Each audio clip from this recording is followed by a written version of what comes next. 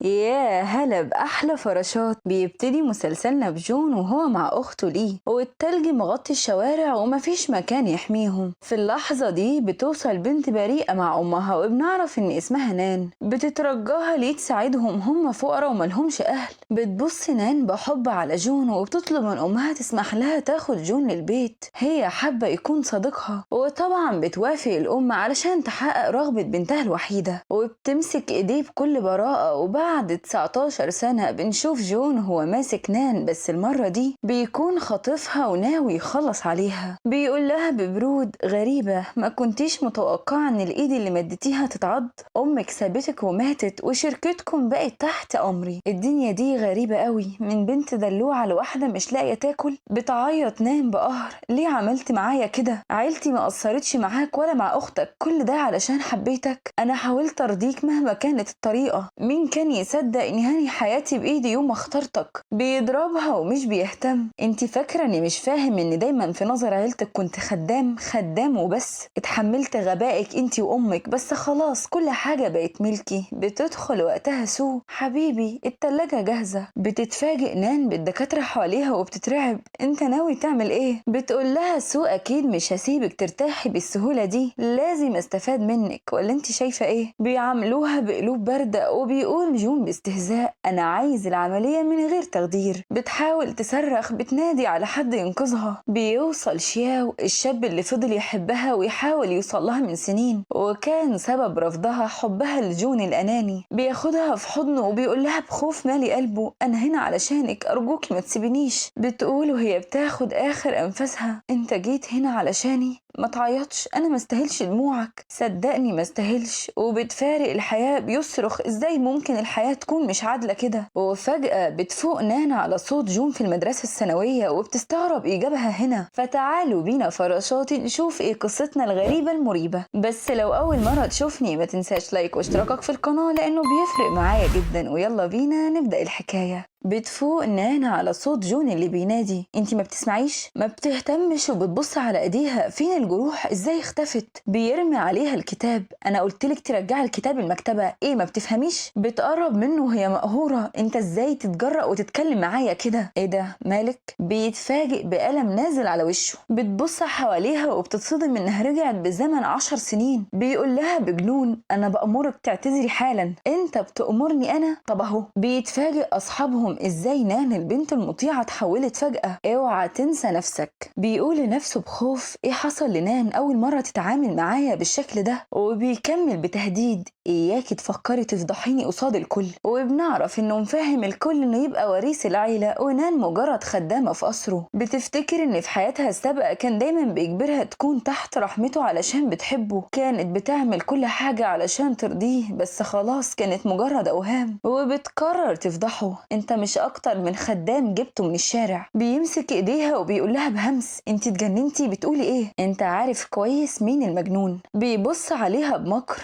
غريبة انا طلبت منها ترجع الكتاب، ايه حصل وغيرها كده كأنها شخص تاني؟ ولسه ده احنا هنعمل منك كفتة. بيحاول يداري الموقف. طيب خلاص انا هرجع الكتاب. فبتقرر تهينه اكتر. حبيبي يبقى اشتري مقوي ذاكرة وافتكر كويس انت بتتعامل مع مين. بتقول صاحبتها الحرباية انت مجرد بنت خدامة، ازاي تتجرأي وتتعاملي كده مع الرئيس جون؟ بتقول بابتسامة ثقة اغبياء انتوا صدقتوا كلامه؟ اكيد يعني هنصدقه، يعني هنصدقك انتي. وبتطلب من صاحبتها يمشوا وما يضيعوش وقتهم معاها. بتبص نان عليهم بمكر وبتقول لنفسها الحياة ادتني فرصة، المرة دي مش هتفلت من ايدي. وفجأة بتسمع صوت صاحبتها مينج. بتقول لها بخوف انا سمعت انك عملتي مشكلة مع جون، انتي كويسة؟ بتبص عليها بألم وبتقول في حياتي السابقة كانت دايما بينج بتهتم بيا، بس بسبب حبي لأعمى لجون كنت دايما بضايقها لحد ما قررت تبعد عني وكرهتني. بتفرح انها قدرت ترجع تاني لصاحبة عمرها. ما تخافيش انا كويسة، بس انتي اكيد هتجوعي، جون هيمنع عنك الاكل.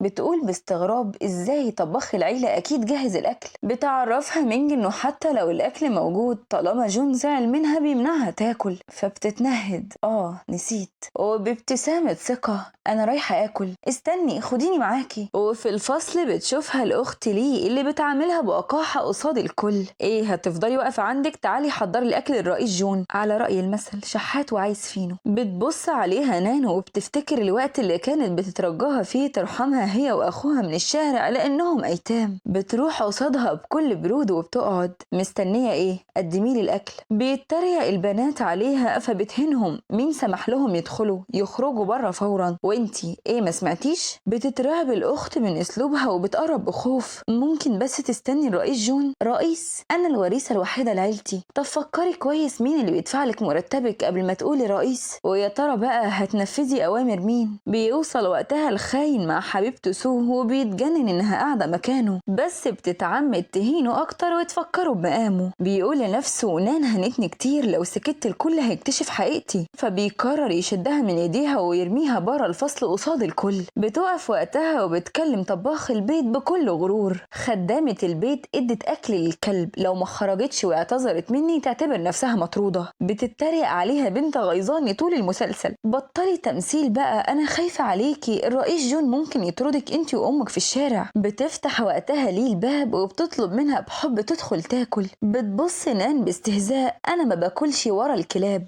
جهزي فورا العربية، هرجع البيت واكل هناك. شوف الست لو رجع بيها الزمن هتمحيك من على وش البسيطة. بتمشي قصاده بخطوات ناعمة. جون العرض لسه ما بدأش، ده انا هطلعك المسرح. وفي البيت بتسألها الاخت انت ازاي بتعاملي الرئيس جون كده؟ بتقعد نان بهدوء. طيب علشان ما يبقاش اخوكي لوحده انت كمان مطرودة. بتنزل على رجليها وبتترجاها. وقتها بيوصل جون بيقرب على نان، انت ازاي تتعاملي مع اختي كده؟ فبتديله بالقلم وبتأمر الحراس يحاصروه. اياك تنسى انت واختك جبتكم من الشارع وبسهولة هترجعوا ليه، انا اللي عملت لك قيمة، بس انت قبلت كل حاجة عملتها بأسوأ وجحود. لو اهتميت بكلب كان رد المعروف. وبتأمر الحراس يدوهم درس في الاخلاق وبتقعد تتفرج بهدوء وهي بتفتكر ازاي في حياتها السابقة مهتمش لخوفها علشان طمعه قدر يخلص على امها وكان هيخلص عليها. بتقول لنفسها لا، ما ينفعش تنتهي كده، لازم تنتهي نهاية تليق بيهم. كفاية كده، مفيش مشكلة أسامحك بس بشرط. بيقول لها بخوف طبعا أؤمري. بكرة في المدرسة قصاد الكل تعلن إنك هتنفصل عن سو. بيقول لنفسه أكيد بتعمل كده علشان بتغير عليا، وبيقرر يضحك عليها للمرة المليون.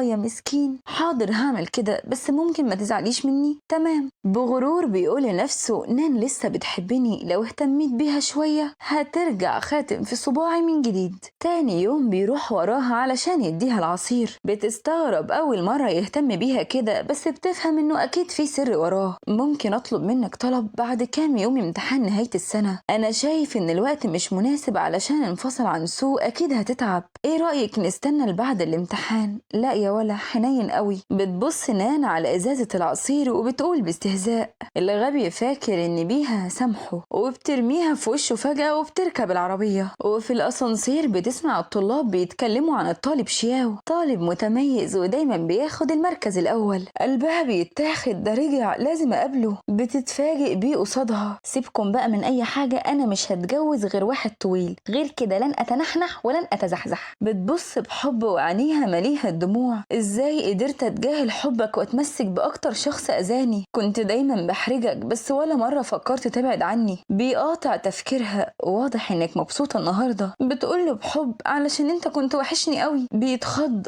قلت ايه؟ بتخافي يكشفها. لا مفيش، كنت حابة بس بارك لك على المركز الأول. بيحاول يقرب منها كالعادة. انتي على فكرة أشطر فراشة، لو شديتي نفسك شوية هتكوني أحسن مني. شفتي يا ولدي الاهتمام من الشخص الصح حلو ازاي؟ بتعيط وهي بتقول في حياتي السابقة كنت ضعيفة وجون دايما يقلل مني ويوصفني بإني غبية، ومن غيره أكيد هضيع. شياو كان عكسه تماما، هو الوحيد اللي كان بيثق فيا. بيوصل وقتها جون وبيقول بعصبية مين ده؟ أعرفك، ده شياو أذكى طالب في المدرسة، طبيعي ما تعرفوش. في النهاية دايما مشغول بالمسابقات والفوز، وانت وهو مش من نفس الطبقة. بيتجنن أكتر. ما يهمنيش هو مين، انت أجبرتيني انفصل عن سو، دلوقتي بقيتي مع راجل تاني ومش أي راجل يا أخويا. فبتقرب من شياو بحب ملكش دعوة. فبيضحك. دي لمسته. شفت الولا راضي بقليله. انتي بتعملي كل ده علشان تغزيني صح؟ بتزود قهرته اكتر وبتاخد شياه وبتمشي، وهما سوا بتفكر ازاي تقرب منه. ممكن تساعدني في مراجعة الدروس؟ بيسكت من الصدمة، فبتحس انها اتجرأت زيادة وبتتكسف. لو حابة انا متاح في اي وقت. بجد؟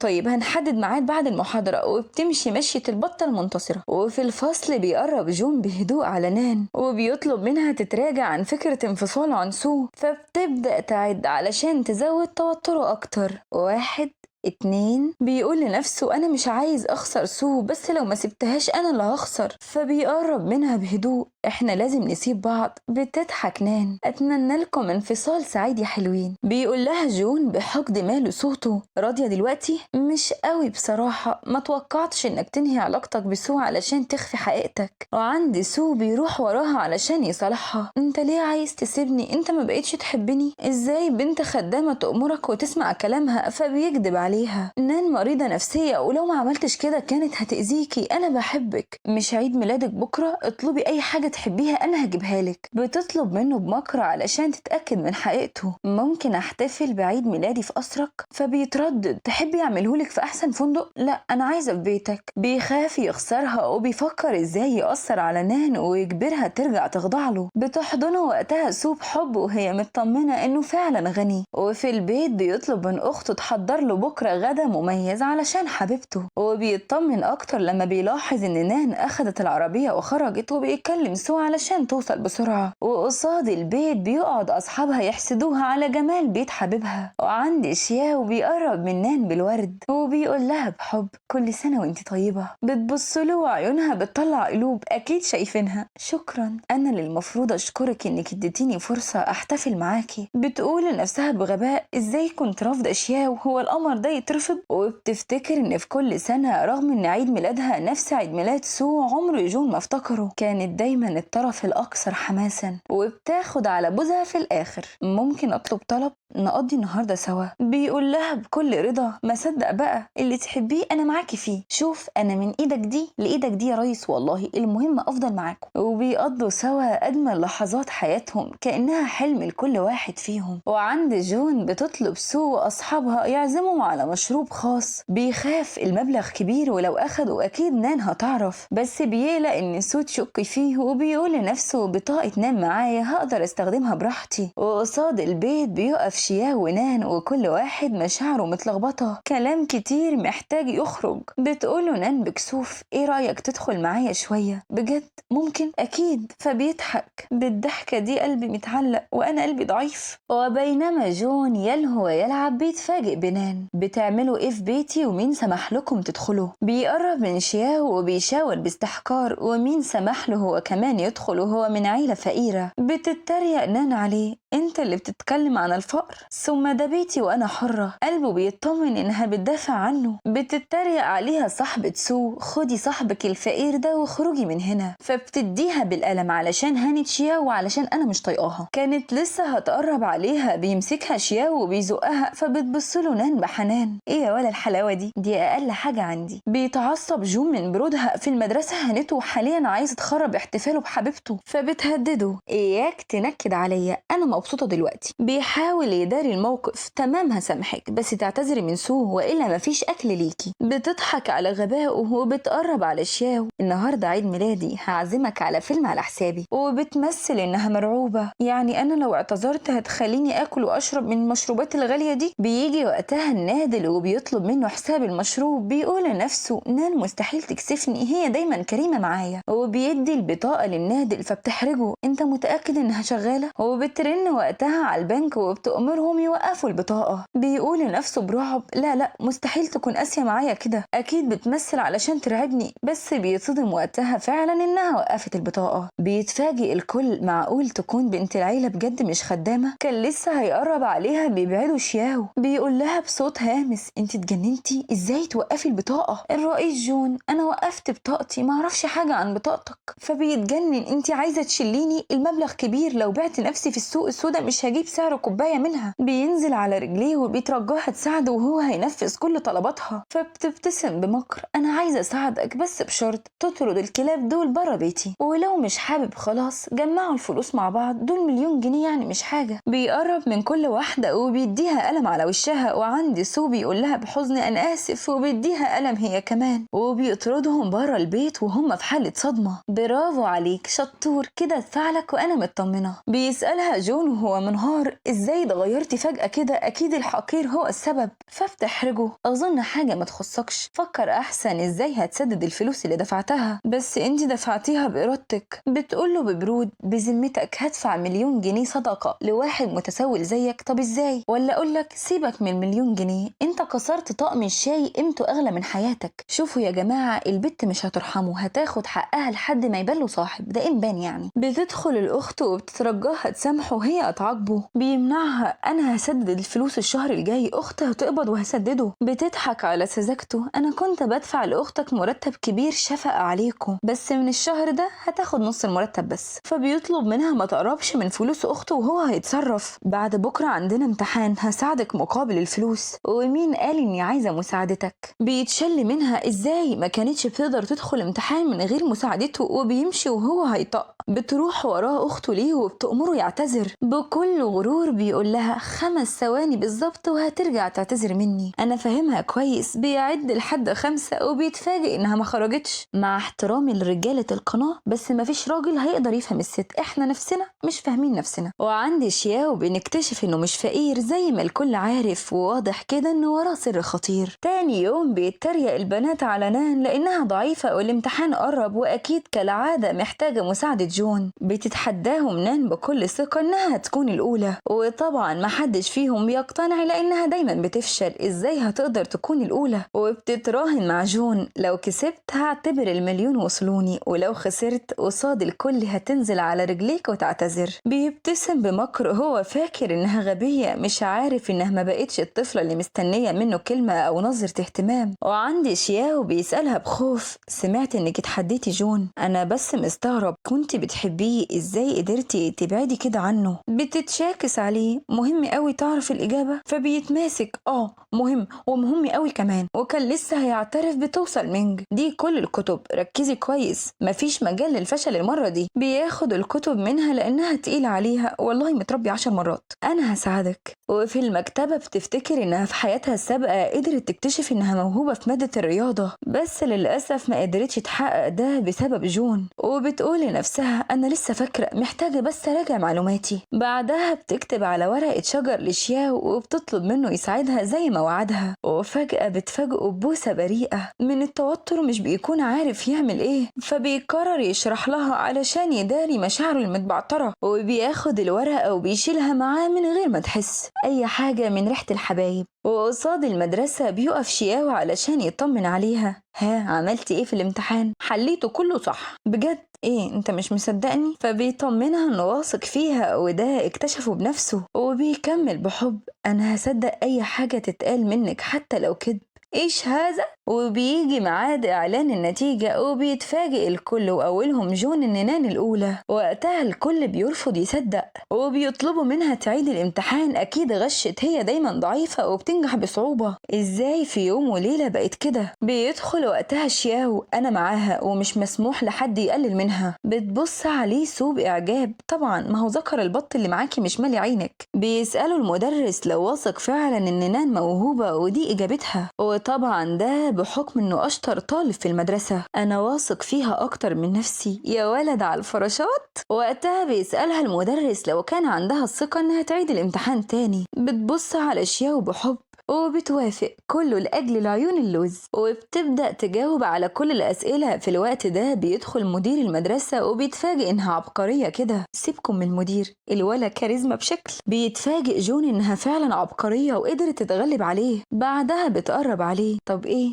مش هننفذ الاتفاق؟ بيرفض. إزاي هيهين نفسه قصاد الكل؟ بتهدده وقتها صدقني تهين نفسك أحسن ما أنا أفضحك قصاد الكل وأقول أنت مين يا ريس. يلا بقى صبري ليه حدود، وبتبدأ تعد مع صوت تفكيره المقهور في كل أحواله خسران خسران، بس في الآخر بيضطر ينزل على رجليه قصادهم، وهنا الكل بيتصدم. مطيع شطور بتتعصب سو، انت اتمديتي ازاي بتعاملي الرئيس جون كده؟ بتضحك نان على غبائها، انت عامية ولا غبية؟ انا لو طلبت منه اي حاجة بيعملها، كل ده ولسه مقتنعة انه غني ووريث العيلة. بتطلب منه يقوم ويعاقبها ويشرح للكل انها كدابة، بيقول لنفسه بخبث. الغبية سو لسه مصدقة، فبيقرر يكمل التمثيلية. طيب يا جماعة، الحقيقة ان نان مريضة نفسية وانا بعمل كل ده علشان ممكن تأذيكم. وفعلا الكل بيصدق، خصوصا انها اتغيرت فجأة، وبيقربوا عليها علشان يضربوها. في اللحظة دي بتوصل امها وبتاخد حقها بالتلاتة. انت ازاي تتجرأ وتعامل بنت كده؟ كنت مجرد كلب ربيته، غبت عن بنت شهر اتجرأت تأذيها؟ وبتأمر الحراس ياخدوه. ماما طب ودول؟ فبتأمر الحراس يرموهم برا المدرسة، وممنوع يلاقوا شغل مهما كان المكان. وفي البيت بتقف مستمتعة ازاي قدر قلبها يتخدع كل السنين دي. بتسألها امها تحب نكمل ولا كفاية؟ ارجوكي كفاية من فضلك، اديني فرصة واحدة بس. بتقول بكسرة فرصة؟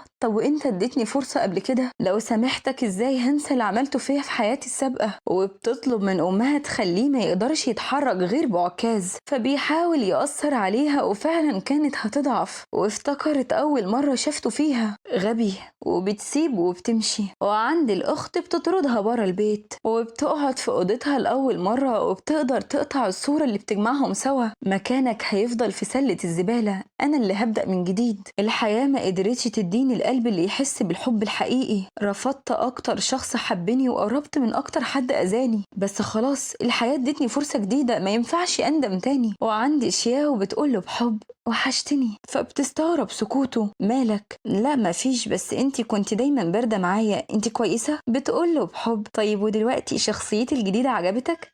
عجبتني قوي قوي. فبتطلب منه بجراءة ممكن تكون حبيبي؟ آسف. وهنا كانت الصدمة، هو رفضها. ممكن ما تعيطيش، انا بحبك، بس انا عايزة اعترف لك الاول. يا ترى لسه فاكرة اول مرة شفتك فيها؟ بتفتكر الوقت اللي كان محاصر فيه من مجموعة شباب وواقع على الارض من الألم. بتقول بخوف مالي قلبها، الشرطة جاية دلوقتي حالا، لو مش مشيتوا هيتقبض عليكم. فبيجروا بسرعة من المكان، وبيبص عليها شياو بتوهان. انتي ما بلغتيش الشرطة صح؟ بتمسك ايديه ببراءة، انت لسه هتستفسر، مفيش وقت. وبيجروا سوا. بتعيط على غبائها ان كل ده كان بيحبها من اول نظرة، وهي كانت دايما بتتجاهل مشاعره. بيمسك ايديها بحنان. نان تقبلي تكوني حبيبتي؟ موافقة، واحنا كمان موافقين. وحضن كبير. بيمر الوقت بينهم، وبتقول بطلتنا ما كنتش اعرف معنى انك تكون الطرف اللي بيتحاول عشانك. احساس ان حد بيعمل المستحيل علشان تكون مبسوط مختلف تماما. وبعد مرور 100 يوم على العلاقة القمر دي، بيقرروا يحتفلوا سوا، بس بسبب كده بتسكر نان وبتقعد في حضنه ببراءة. شياو انت حلوة قوي. وبتقرب بجراءة عليه، وكان لسه هيضعف. بتنام، فبيضحك على حظه النحس وبياخدها لبيتها. وفي الأوضة بتحاصره بين ايديها، وهاتك يا حنان. فبيتوتر. استني، مش شايفة انك متسرعة شوية؟ لا بس انت لطيف قوي. بوسة بوسة. بيحاول يتماسك. انا لازم امشي. على فين؟ اكيد بيتي. انت كداب، ما ده بيتك اهو. هات حضن بقى. ما ينفعش، اللي بتعمليه غلط. ما تخافش، اطمن، امي مش هتعرف، ولا اقولك انا هتصل بيها. وبتتصل بامها زي الهبلة. وفي اللحظة دي بتدخل الام، وبيقف من الرعب. انا مش هرجع البيت النهارده، هنام في بيت شياو حبيبي، ما تقلقيش عليا ماشي؟ اهو شفت، قلت لامي ما تخافش بقى. استني بس انا هشرح لك. بتفاجئوا الام برد فعلها. انت شياو مش كده؟ ايه الحلاوه دي؟ وبتعاين البضاعه. فبيتكسف. ارجوكي فهميني صح، ما تتوترش، انا ومامتك اصحاب، وكنا ناويين نخطبك انت ونان. كنت خايفه ما تتفقوش، بس كده انا اطمنت. بس الظاهر ان العلاقه متطوره بينكم. لا لا ارجوكي، احنا مش كده. بس مش بتقتنع، وبتسيبهم وحدهم. تاني يوم بيقول لها اللي حصل، فبتخاف يا ترى شكلها ايه قصاد امها، وبتقرر تروح تفهمها. وعند الام بتدخل ببراءه. انا وشياو بصراحه مش زي ما انت فهمتي، وانا فاهمه ايه. فبتتكسف. اطمني، انا عارفه انكم بتحبوا بعض، وشياو شاب وسيم، وفوق كده ذكي، مفيش حد يستاهل غيره. فبتفرح ان امها موافقه على علاقتهم، وبتديها بوسه. وقصاد البيت بتقابل جون. ممكن تسمعيني ارجوكي؟ انا عملت كل حاجه علشان علشان نرضيكي وسبت سو كمان. بتتريق على غبائه، ومين قال اني باخد بواقي غيري؟ فبيتعصب. طيب عايزة ايه؟ بتقوله بهدوء عايزة اخلص منك. بيفاجئها تخلصي مني؟ مفيش مشكلة، بس هنمشي من هنا سوا. وبيقرب علشان يخلص عليها، بيحميها شياو وبياخدها في حضنه، وبيأمر الحراس ياخدوه فورا للشرطة. انت كويسة؟ بتترعب عليه، مش قادرة تستوعب اللي حصل. انت اتأذيت؟ ما تخافيش انا كويس. ازاي كويس؟ وبتاخده للبيت علشان تداوي جروحه. بتعيط وهي بتعتذر منه. بس ده مش غلطك. لا، كانت غلطتي اني ما قدرتش اعرف الحقيقة بدري. كل السنين اللي فاتت كنت برفضك وبأذيك، كان اسفة. بيحس بالحزن على حال حبيبته وبتنزل دموعه، فبيقرر يطمن قلبها بطريقته. وبعد 3 شهور بيتخرجوا سوا، وبيكون عندها الامكانية انها تقدم في اكبر شركة للذكاء الاصطناعي، وطبعا بتكون شركة شياو. وقتها بيجيله اتصال من المساعد انه لازم يسافر حالا، فبيطمنها انه راجع وواثق انها اكيد هتتقبل في الشركة. بعدها بيقول لنفسه اول ما هرجع لازم تعرفي الحقيقة. وفي الشركة بتدخل بهدوء، وغصب عنها بتخبط في شخص بالغلط، فبيعملها بتعالي انزلي نضفي اللي عملتيه. بترفض تقلل من نفسها. بيبص وقتها على الكارنيه وبيعرف انها المتدربة الجديدة، وبيتوعد لها. بعدها بتكلم شياو وبتحكي له اللي حصل. الشركة دي وحشة قوي وموظفينها متكبرين. بيقفل معاها وبيشاور المساعد تعرف لي مين الحيوان اللي عامل حبيبتي بتكبر. وفي المكتب بتدخل بهدوء، بتتفاجئ ان المدير نهار اسود، وبدون اي مقدمات بيقول لها انتي مطرودة. بتحاول تدافع عن نفسها، بس انا ما غلطتش. عارف، بس اللي زيك ما يشرفوش الشركة. في اللحظة دي بتدخل سو وبتتفاجئ نان من وجودها. نان، ما شفتكيش من زمان. بيقول لها وقتها المدير للأسف مكانك ما بقاش موجود. بتتريق سو، اسفة اخدت مكانك اول ما وصلت، اصل وجودي بيغطي على الكل. نص ثقتها في نفسها. بتهينها نان، لو شايفة نفسك تستاهلي مكاني فين شهادتك؟ انتي ناسية انك مطرودة من المدرسة وما كملتيش تعليمك؟ وكانت لسه سو هتكمل بتوصل موظفة وبتعرف المدير ان حصلت مشكلة ولازم يتدخلوا. وعند الموظفين بيعرفوا انه في حد هكر السيستم ولازم يوقفوه، والكل بيفشل يحل المشكلة حتى سو نفسها. وبسبب خوفهم من العقاب بيوافق المدير ان نان تحاول، ولو فشلت هي هتتحمل الليلة كلها. وبتفاجئهم نان انها قدرت تحل المشكلة وبتتعين كموظف اساسي في الشركة. بس تفتكروا سو هتسكت؟ اكيد لا. بتقرر تدخل على الجهاز وتبوظ كل اللي عملته نان علشان يبان انها السبب والغلط عندها. وعند نان بتسمع الموظفين بيتكلموا عن الرئيس انه شاب وسيم والكل هيتجنن عليه. بتقول ببرود مش للدرجة يعني، اوفر قوي. بعدها بيروح لها المدير وبيهنها، اللي عملتيه خرب كل حاجة. بتستغرب ازاي ده حصل وكانت لسه هتتأكد. بتمنعها سو، فبتفهم وقتها نان انها السبب وبتهددها بكاميرات المراقبة. فبيقرب الموظفين منها علشان يضربوها، بيقطعهم صوت رجولي إياكم حد يلمسها. الكل بيترعب.